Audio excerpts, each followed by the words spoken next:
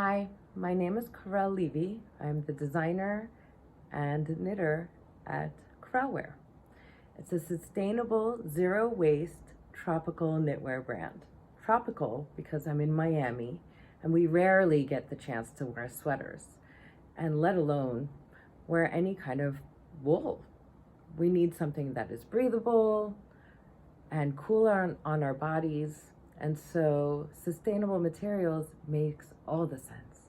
And also, why go and put anything to waste?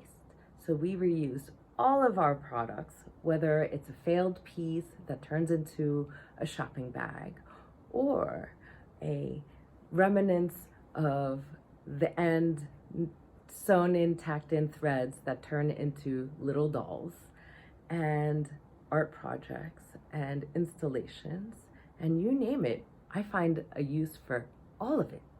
Anyways, I'm also an instructor for Stitch and Bitch and have taught many people over the years how to do basic knitting and crochet and even pom-pom making. For the Upcycle Design School, I will be doing a tutorial on pom-poms. It's the perfect festive thing to do.